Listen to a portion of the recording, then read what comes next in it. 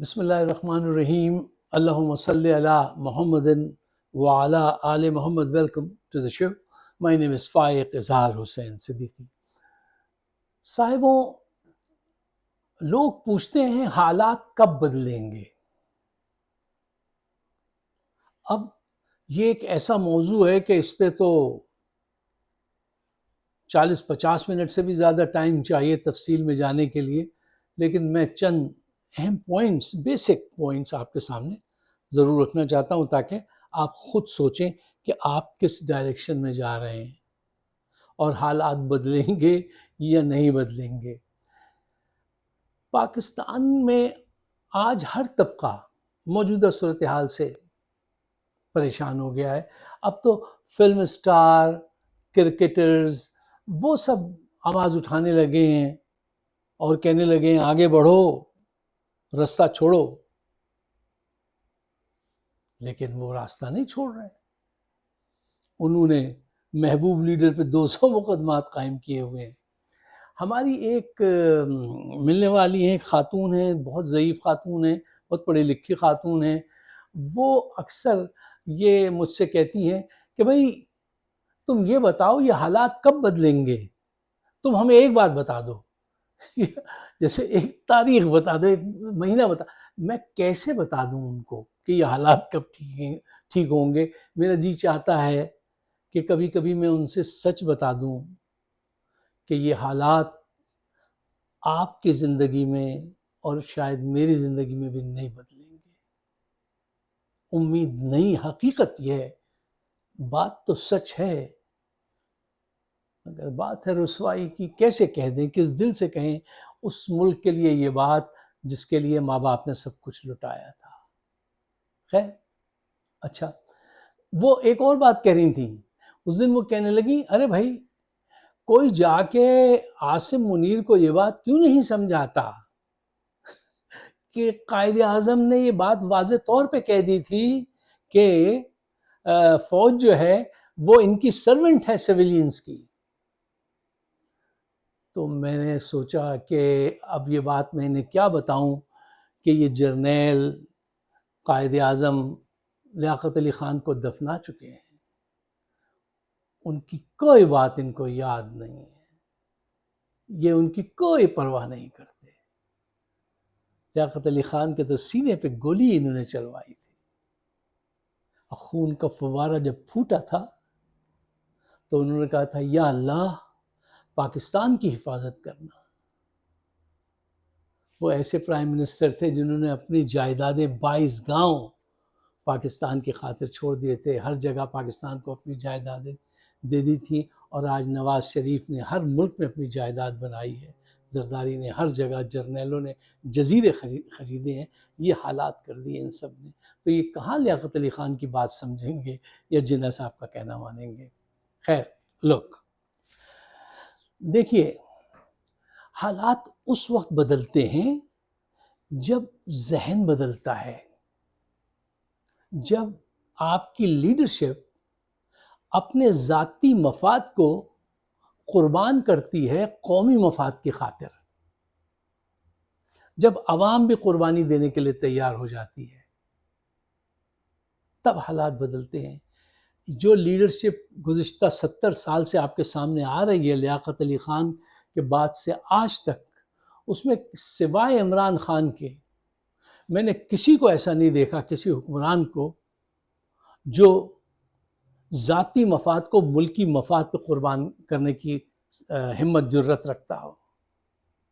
صرف عمران خان کو دیکھا کہ وہ اپنے کمفرٹ زون کو چھوڑنے کے لیے تیار، بلکہ اپنی جان تک دینے کو سچائی سے، سنسیئرٹی سے تیار. واحد آدمی جو میں نے دیکھا، بلکہ چھوڑ دیا ہے اس نے اپنے کمفرٹ زون کو. دیکھیے آج وہ ٹھٹرتی ہوئی صبح ہوتی ہے وہاں پر، اور یہ اس کے کمرے کا روشن دان کھول دیتے ہیں جان کر. پہلے اس کو وہ گرم چادر نہیں لینے دی، ان کی بہن لے کے گئی تھی. اب وہاں سے خوب ٹھنڈی ہوا آ رہی ہے، اس کے ساتھ کیا کچھ کر رہی ہے وقت بچاتا ہوں، آپ کو سب علم ہے. اس کے علاوہ میں نے تو کوئی نہیں دیکھا جو اپنا کمفرٹ زون چھوڑ کر اور سچائی سے چیلنج لینے کے لیے تیار ہوا ہو. یہ واحد آدمی ہے لیاقت علی خان کے بعد عمران خان، جس میں نے یہ دیکھا اور اس نے کر کے دکھا دیا کہ ہاں میں اپنا کمفرٹ زون چھوڑ سکتا ہوں. آپ کے پاس فوجی حکمران آئے یا سویلین، سب مفاد پرست، کرپٹ، گھٹیا لوگ آئے، گھٹیا۔ جب میں کہتا ہوں گھٹیا تو میری تعریف کیا ہے گھٹیا کی؟ گھٹیا میں ان لوگوں کو کہتا ہوں جن کو نمبر 1 سب سے پہلے نہ اپنے مذہب کا پاس ہو، نہ اپنے ملک کا پاس ہو، اور جو ذاتی مفاد کو ہر جگہ ترجیح دیتے ہوں، اور کسی بھی صورت میں انصاف پہ قائم نہ رہنا چاہتے ہوں، ملک کی ترقی ان کے نزدیک کوئی اہمیت نہ رکھتی ہو۔ ایسے کرداروں کو میں کہتا ہوں یہ بہت گھٹیا انسان ہے، اس کو ان میں سے کسی چیز کا پاس نہیں۔ اچھا، میں عمران خان کی وکالت کیوں کرتا ہوں؟ مجھے ان سے کیوں امید ہے؟ پہلی بات سب کے سامنے ہے، آج تک کیا کیا؟ ہاسپٹلز بنائے، یونیورسٹی بنائی، کب جیت کر لائے، جہاں کھڑے ہوئے پاکستان کی بات کی، اسلام کی بات کی، ڈٹ کے بات کی، لوگوں کے منہ کے سامنے بات کی، سچائی سے، دیانتداری سے، اچھے طریقے سے۔ آج کیا کر رہے ہو؟ آج اپنے کمفرٹ زون کو چھوڑ کر جرنیلوں کی بدماشی سہ رہے ہیں۔ آج فیکٹ ہے، یہ جو باتیں میں آپ سے کہہ رہا ہوں یہ سب فیکٹ ہے۔ جیل میں ہیں، کیا کچھ کیا جا رہا ہے سب آپ کو علم ہے، اب وہ اس کا ذکر بھی کرنا پسند نہیں کرتے۔ ایک دفعہ بہانہ نہیں کیا کہ آج جیل سے نکال کے ہاسپٹل لے چلو جیسے دوسرے کرتے تھے، آج ہارٹ میں تکلیف ہو گئی، یہ ہو گیا وہ ہو گیا، نہیں، کچھ نہیں۔ پاکستان کی خاطر اس کو تو شہرت، دولت، عزت سب کچھ مل چکی تھی نا بھائی پہلے ہی، ان سب سے زیادہ، ان جرنیلوں سے، یہ اس کے آدھے قد کے برابر بھی نہیں، کوئی جرنیل، کوئی پولیٹیشین اس کے نیچے بھی گھٹنوں کے برابر بھی نہیں، اس کو سب کچھ رب نے ان سے بہت زیادہ دے رکھا تھا۔ وہ صرف میں نے دیکھا ہے دھوپ میں، گرمی میں، برسات میں اس قوم کے لیے نکلا، اور وہ سب کچھ سہ رہا ہے۔ اس نے ایک دفعہ ایک بیان دیا تھا، یہ بیان اپنے ذہن میں رکھیے گا۔ اس نے کہا تھا میں یہ کھیل کھیلنے کے لیے نہیں آیا ہوں، میں یہ کھیل بدلنے کے لیے آیا ہوں۔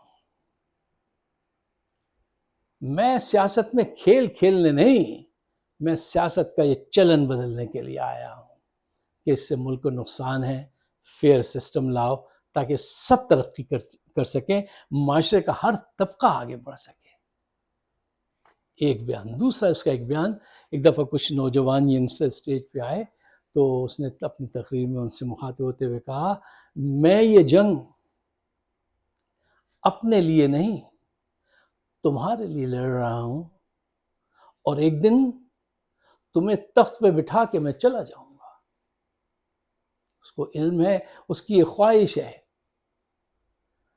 علامہ ناصر، کیا نام ہے، علامہ ناصر عباس صاحب کا، وہ اس دن بتا رہے تھے کہ وہ مجھ سے کہتا ہے، وہ عمران خان مجھ سے کہتا ہے علامہ صاحب اللہ تعالیٰ نے مجھے سب کچھ دیا، اب دعا کیجئے کہ وہ مجھے شہادت کی موت دے۔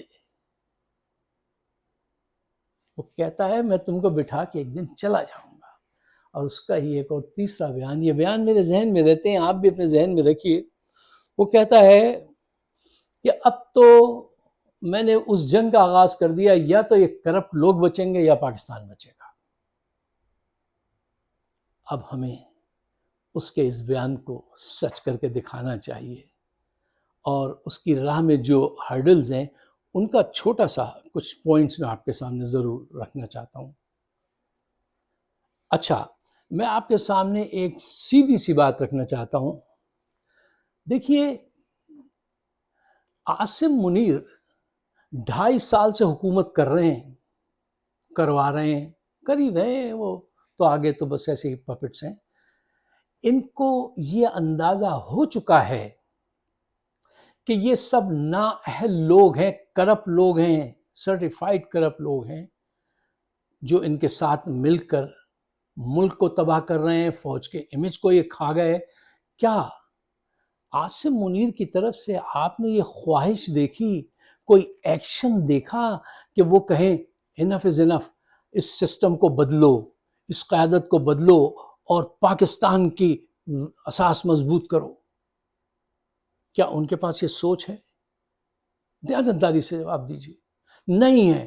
ان کے پاس کیا سوچ ہے کہ میری مدت ملازمت جو ہے اس کی توسیع ہونی چاہیے. 26ویں ترمیم جو میں نے کروائی ہے اور عدلیہ کا جو گلا گھوٹا ہے، جو اختیار باغ اپنے ہاتھ میں لیے، اس کو کوئی چیلنج نہ کرے.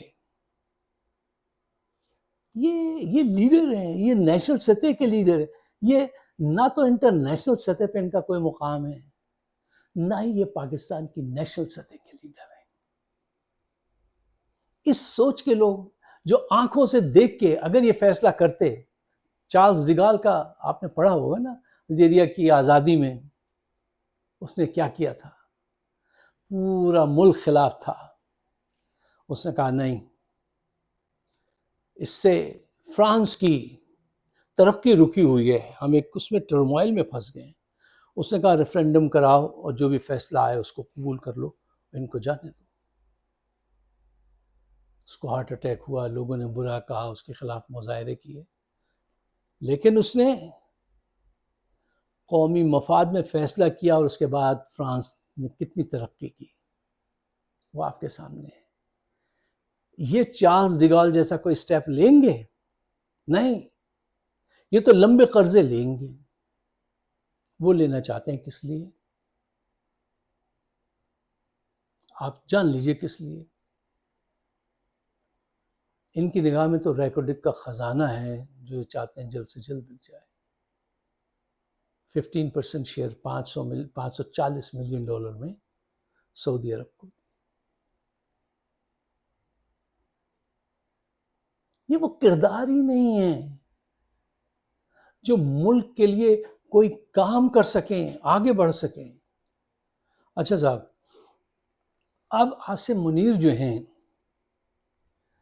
ان کی خواہش ہے کہ 21 جنوری سے پہلے وہ پی ٹی آئی، نون اور پی پی پی کو ملا کر ایک نیشنل حکومت بنائیں اور جناب 26ویں ترمیم کو نہ چھیڑا جائے، میری مدت ملازمت کو نہ وہ کیا جائے، ہماری عیاشیاں جیسے پہلے آج تک چلتی آئی ہیں وہ چلتی آئیں، ہم پہ کوئی مقدمہ نہ ہو، جو گناہ ہم نے کیے ان کی طرف نظر بھی نہ کی جائے.